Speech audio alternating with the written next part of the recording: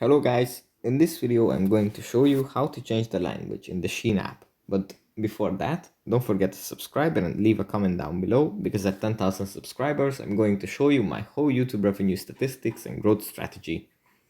And you won't want to miss that. So let's just jump right into it.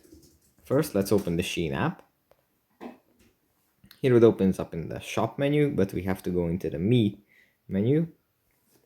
Here in the top right corner, there's a settings button, a little gear. We tap on that. And here, almost in the middle, there's language. We tap on this and we can select from a few languages, but these are hopefully good for everyone.